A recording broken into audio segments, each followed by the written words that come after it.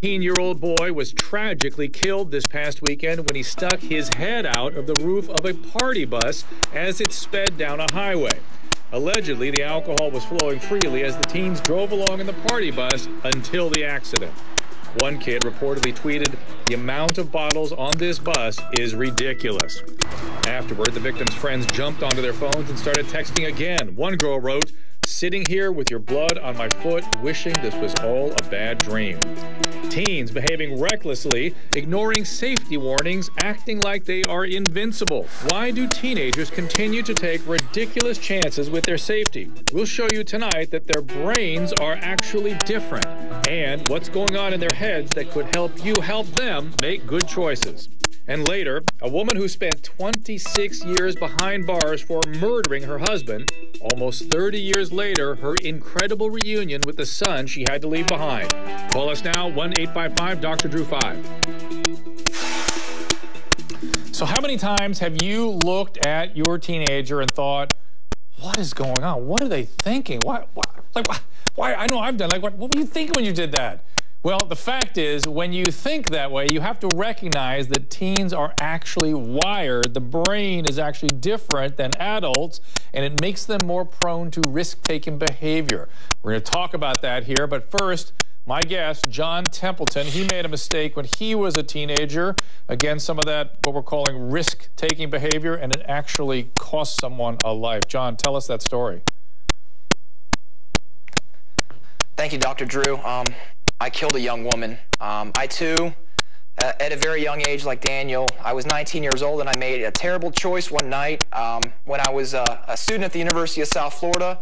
It was the Friday before Thanksgiving, and I went out with some friends to party and have a good time, and after making some terrible choices of drinking underage and really thinking I was having the time of my life and being the big shot in this club where this bouncer gave me a wristband of all my friends to drink, I felt like the big shot, and I felt so grown up and mature, and, I don't even remember really what had happened. That night went by in an instant, but the lasting effects still live with me today. I woke up handcuffed to a hospital gurney at St. Joe's Hospital in Tampa, being told the terrible, tragic truth that I never thought another human being would ever tell me by a state trooper, that I was responsible for killing a young woman, and she was 18 years old, and her name was Julie Buckner, and her life was over because of a terrible, reckless choice that I made. John, we're trying to help parents and other folks out there that are watching the program tonight understand what's going on in a kid's head when they make ridiculous choices like that. Why the kid, this poor kid that stuck his head out of the bus after being told specifically not to. In your case, you're 18, you go out and drink to the point that I get sounds like you're sort of blacked out even a little bit. Can you take us through a little bit? I did, Dr. Drew. Yeah. What were you thinking? What are kids thinking when they get like this, and how can adults reach them? Is there any way? Sure, Dr. Drew, I absolutely believe that adults can reach them, but I look back and I think, in hindsight, I'm 29 years now, and I like to think that I'm, a tad wiser than I was at 19 years old that night, actually coming up on the 10-year anniversary of, the accident and my choice that took the life of Julie Buckner, and, I look back and I was, by all accounts, a pretty intelligent guy. I was, in college, I was getting pretty good grades, I played a lot of sports in high school, and Mom was an RN, Dad was worked his way up to a vice president of a pretty big company, and I think it's just I used to just classify it as, it's just boneheadness of boys being boys, but the problem is those choices, it becomes, you don't really characterize it as bonehead, when someone loses their life, and I can really relate to the young woman that said, wishing all this was a bad dream. That's really how I felt, and I think it's just you get so caught up in just the now, the moment. I share my story all the time, and it's hard to tell kids that every choice you make now, if it's going to affect you the rest of your life. When at 19, I wasn't even thinking about how's this choice now to drink going to affect me in 2 hours from now when I need to leave this club. And I remember, the night like it was yesterday. I was I felt like I was the big shot. I was buying drinks for all my friends, and you know, as the night progressed, I drank more and more, and not one person. These guys were Division I college athletes. They were, you know, some were, you know, scholar students, and all of us made a terrible choice to drink and drive. Let me, you know, if I were Nancy Grace, John, I'd be climbing all over you right now going, you killed somebody, you should pay for that. Let's see what our callers think about that. Well, hang on now. Leonard in Connecticut. Leonard, what do you got for us? Hi, Dr. Drew. Leonard. When I was young, I smoked a little pot here and there. We used to actually write on the hood of cars when they're doing donuts, you know? And luckily none of us ever fell off and got hurt. Well, but Leonard, that's you and your friends. I'm certain there are hospitals filled with young people that did get hurt. I mean, that's really the point here tonight, is that kids, because of the way their brain works, and I'm going to get into that after the break, feel invincible. Not just invincible, they're gratified by extremely arousing behavior that the rest of us found kind of uncomfortable. Claudia, you got a comment? California? I do. My daughter had taken a party bus to her prom with a whole group of people. And, of course, there was a mess of bottles brought on board because there was no monitoring, even though the bus company had assured us there would be. And one of her friends was injured, you know, flying off the stripper pole, which was on the bus, if you can believe that, because he was loaded. And it's just, I don't know. It's a shame. There should be some type of policing of these well, kids. Yes, listen, you're zeroing in on something I really want to get into, which is how do you put kids on these buses and what kind of assurances do parents get? And in spite of those assurances, whatever they might be, my understanding was there was a guard on that party bus where the tragedy happened. What do we need to do to really be aware of what the risks are for kids and make sure these things are safe? Quick, Jeannie in Iowa. Jeannie? Hi. Jeannie. How are you? Good. Dr. Drew, I just have a problem with parents letting their kids get on these party buses. At all. You can't be that close-minded to think that your kid is not going to do this. I used to think that when I asked my daughter straight up, did you ever drink? She goes, Mom, I went to parties, but no, I did not drink. Now, I asked her this when she's 34. But my problem is, who in their right mind would let their kid on a party bus? Jeannie, party bus is the key. That's what I want to get into, and the scariest thing I ever hear parents say is not my kid. Or, my kid's always honest with me. They tell me everything. No, they don't. It doesn't happen in nature. It doesn't happen. And by the way, not my kid, that's the scariest thing a parent can say. But I'm holding this pointer. So, you know what that means. I'm taking a look inside the brain. We're going to show you what the teenage brain looks like and why it functions differently. And later on, a woman who fell in love at 13 and was on trial for murdering that same man by 18. I want your calls, 855-373-7395. We'll be right back.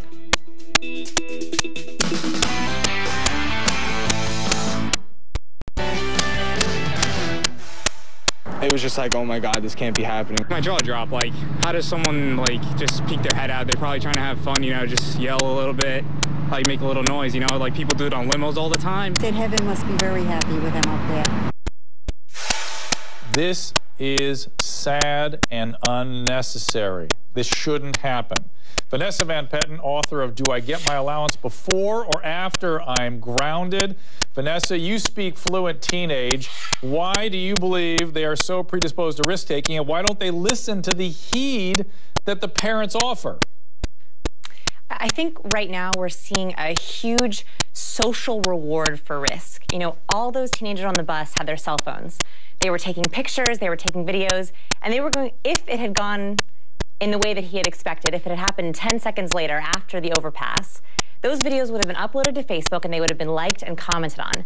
So now more than ever, we're seeing a positive reinforcement for risk-taking in a very public environment on social networks. Vanessa, I think you make a really great point. How do parents address that in a way that will adjust their behavior?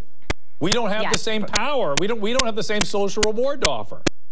Yeah, absolutely. And I think that you're absolutely right that parents can make a difference. And the biggest thing is, first of all, to talk about using your likes responsibly. You know, when you're on Facebook, talking to your kids about why are you liking this video where someone is snorting cinnamon or swallowing wasabi? You know, why are you doing that? Think about the consequence for that. A lot of the time, teens just think they're immune to it. They're absolutely like, it would never happen to me. And when you talk to teenagers right now about this incident, the first thing they say, it's sad, and the second thing they say is, that would never happen to me. And so making it hit home is the only way that we're going to get kids not posting about it. Okay, that it would never happen to me is something I want to get into in a second. First, I want to try a call from Casey in Maryland. Casey?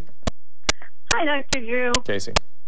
I don't think we can expect children not to take risks, but as parents, I think we have to educate them about what the potential consequences are. But I'm curious as to what you think about all the executive function disorders, how that may be contributing to more risk-taking behavior and just more problem behaviors in general that are going to result in. Casey, I'm going to get into exactly that. I want to remind my viewers I'm watching video of this horrible tragedy where a kid stuck his head out of a party bus and hit an overpass.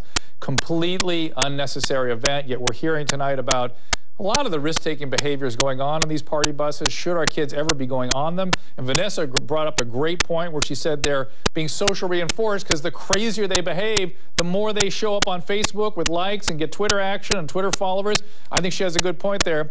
Gail Saltz. Gail Saltz is a psychiatrist and psychoanalyst, associate professor of psychiatry at New York Presbyterian Hospital, author of Anatomy of a Secret Life. Gail, you and I have been talking about this for a long time. Let's get into it. Why the thinking it could never happen to me? Teenagers' frontal lobes of the brain are not fully developed. They don't develop fully until your early to mid-20s. And that's the part of your brain that houses consequence and judgment. So the idea, if I do this today, what will happen to me tomorrow? That's not fully there for a teenager. In addition, the part of their brain called the amygdala is this part that basically houses the risk-taking or the impulsiveness.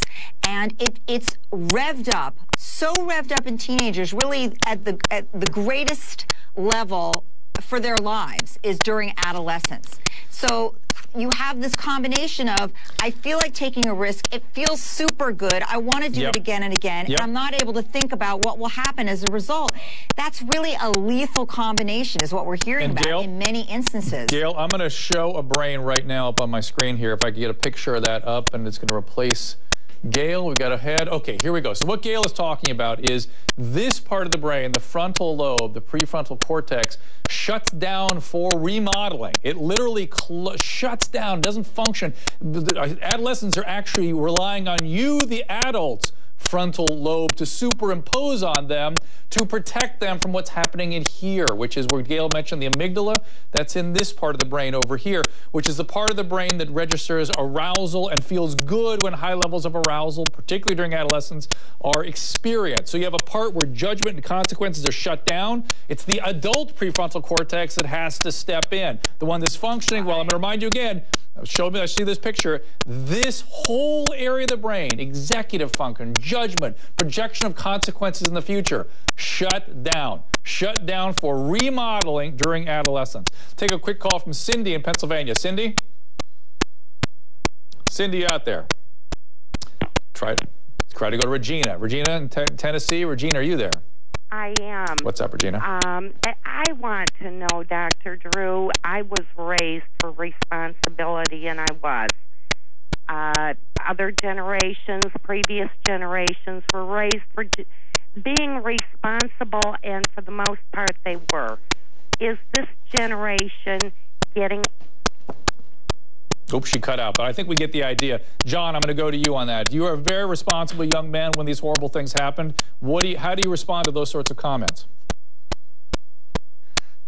You know, Dr. Drew, I believe a lot has to do with substance abuse. I mean, I understand that male teenagers and teenagers in general are, you know, they're a lot more prone to do something that's exciting and risk-taking, but when you mix that with substance abuse, it's just a horrible combination. It's a deadly combination.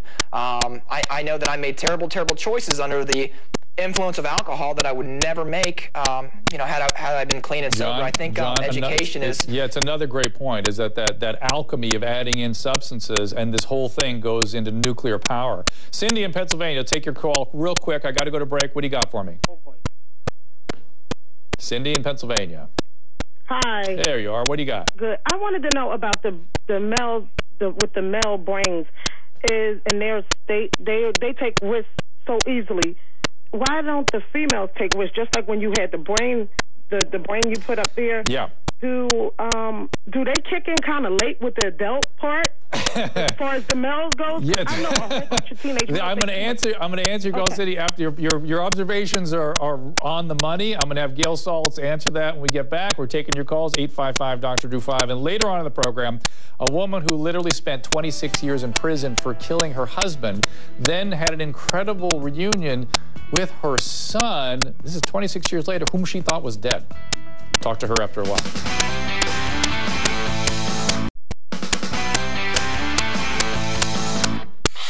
Welcome back. A reminder that we've been discussing a terrible tragedy that occurred to a 16-year-old, I believe was his age. He stuck his head out the top of a party bus. It hit an overpass. These are unnecessary and tragic losses, and we're talking about teenagers and their behavior. Gail, before the break, we had a call. Someone was noticing that the boys seemed to be a little more risk-taking than the girls, and I thought it was kind of humorous because she said, what's with their brains? That it seems that the boys, it seems to take a little longer for the boys to come online. Both is true observations, aren't they? Yes, and girls suffer anxiety disorders twice as often as boys, and people who are anxious tend to take less risks. Boys suffer substance abuse twice as often as girls, and people who are abusing substances take more risks. So you can see why there would be a difference. But for both boys and girls, let me say, this generation of parents and parenting is not sufficient in these kinds of circumstances because parents are too focused on being friends and too focused on their kid, and it's all about me. And you know what happens? They get teenagers who are consumed with me. That's right. And they're not concerned with their world and being responsible and other people. And so, yeah, they're consumed with social networking and taking pictures of themselves and so on. And that's going to lead to this kind of problem. And Gail, let me switch over to John and ask, John, you had a tragedy happen as a result of precisely the kind of thinking and substance use we were just talking about.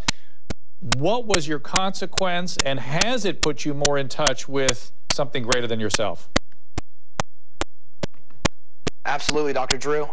You know, it's something I live with every single day is wondering, you know, what Julie Buckner would be doing right now, this moment, had it not been for that choice that I made 10 years ago. And, you know, my consequences, I was charged with DUI manslaughter, looking to spend the next 15 years of my life behind prison. And due to forgiveness for something unforgivable, Julie's family, the Buckners, and extended family members actually forgave me, you know, for taking the life of their beautiful daughter and sister, Julie. The judge actually said in 30 years of practice in law, he's never heard a victim's family not ask for prison time. And the judge went below the state of Florida guidelines because of their compassion. And he sentenced me to 2 years in prison, and with sentence modifications, I served about a year behind bars, and I was on house arrest, and I completed my probation a couple years ago. Are you giving back? Now, I imagine people's sense of justice is not served by that, and I wonder if you're now spending your life giving back. You know, absolutely, Dr. Drew, and you know what? I am blessed, and if had someone done this to my sister, you know, I can't tell you how I would react. You know, I know it was devastating, and I can never bring Julie back, but part of my sentence was I still keep a picture of Julie in my wallet as I was sentenced to. I'll never, ever forget, but also I was sentenced to speak to students in high school, 1,000 community service hours, and I'm still involved in community organizations, and my family and I actually started a drug and alcohol treatment center. I've been sober since the day of that crash, and I would say that something greater than myself, a power greater than myself, you know, led me through this journey, and was able to find something positive out of something so terrible. We operate Footprints Beachside Recovery Center in Treasure Island. It's a drug and alcohol treatment center, and you know, our goal is just to help a lot of people and prevent, you know, any sort of tragedies, because I've seen a close friend of mine overdose on drugs, and John, I was actually on house arrest, and I had. I'm sorry, I'm out of time, and I appreciate your comments. And Vanessa, I could talk to you all day about how to talk to kids. I hope you'll join us again. And Gail, I'm going to talk to you later in the program. Next up, a woman pushed to the edge who killed the men they said were abusing them. We're going to talk about those circumstances. We're going to talk to you at 855-Dr. Drew 5.